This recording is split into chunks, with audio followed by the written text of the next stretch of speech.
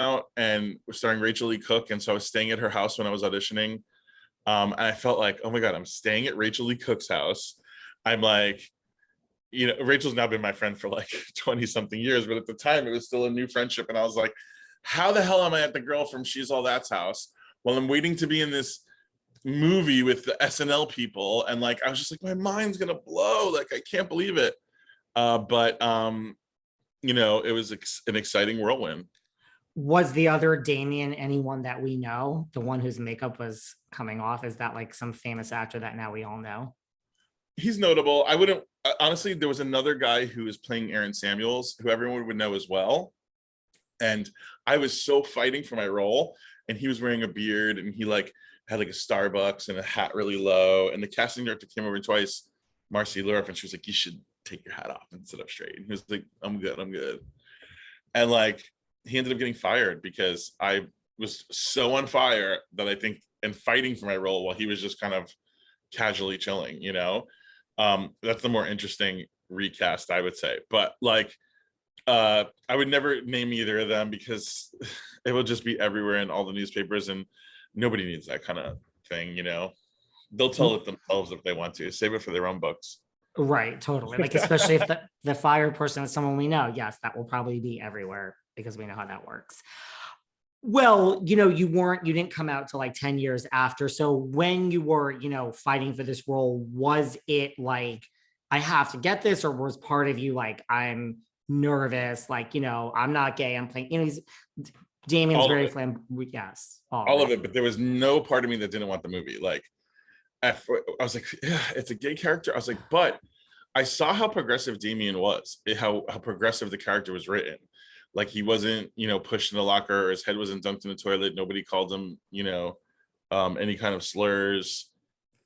They did say he was too gay to function, but they were saying something about everyone. And actually, the fact that he was in the burn book was actually inclusion. He's the only guy in the burn book. So it was kind of like, I felt like, it did seem so progressive. So no part of me was like, should I? It was more like, wow, this is so well done. And if I don't do it, somebody else could mess this up. So I know how to do this. So I was like, so this is my job. I wanted it more than anything. And were you also, because like it could be, we're in a different place in Hollywood then, like I might be stereotyped for this role, but was it also like, wait, someone might out me, they might figure this out, that was looming as well? Maybe a little bit, but I feel more so like, it's funny because like I was out, but not really out. Like, I used to tell people I was straight unless I wanted to date them. And I used to work as a bouncer at all the gay clubs instead of going to them. And I just sort of like, I found my way to sort of navigate it. Like, in New York, you're so free to be you that if you tell someone you're something else, they just believe you. So it wasn't like, if you're in New York and you're like, I'm a ballerina, it's not like LA. Like, in New York, if you're a ballerina, you're a freaking ballerina, because you can't stay in New York unless you are what you are, or within 2-3 years, New York will just spit you out on the side of the road in Jersey. So it's like, you have to like literally like be the thing you say you are. So people took me for my word, and I worked as bouncer and I did everything else, but so I didn't think I was gonna have like a lot of people like rat me out or whatever, but it's not that I was ashamed of being gay. I loved being gay. I would hold a guy's hand in the street and things like that. Like, I just wanted to work. I wasn't embarrassed of who I was. I had already dealt with all of that through conversion therapy and everything. So I was very fine with being gay. I loved being gay. I just felt like, why can't I can't be gay at this job?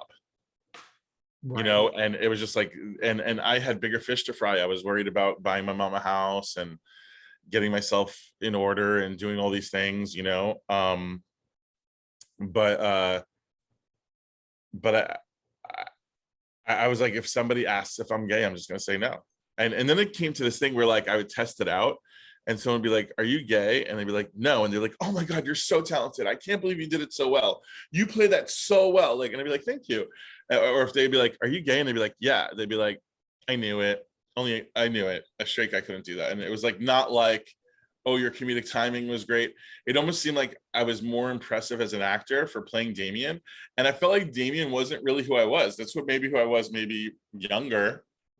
But I was like, I am playing somebody, and people are just taking for granted that just because I'm gay that I'm able to do this, you know, and it felt like it was diminishing what I was capable of.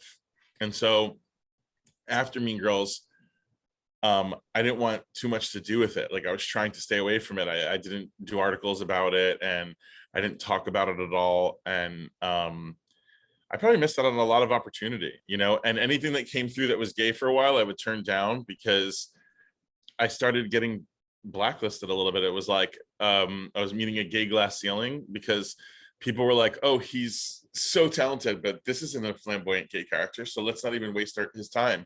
And I wouldn't even get the audition for things that normally I'd be booking, you know. So it kind of like it made things frustrating. It made me choose roles that I probably wouldn't have choose. Like I Spit in Your Grave, where I play like a Louisiana backwoods rapist. Like that's probably something that I might not have wanted on my resume really, but it was so encouraging to try something that like, God, like what could I do that's so different than Damian to show people that I have range or the ability to do something. And even as hard as that role was, I turned it down 3 times and they kept pursuing me. And like, I was just like, you know what, I'm just going to do it. Like there was choices I made that maybe I wouldn't have made if I didn't, you know, feel like I had to prove something all the time.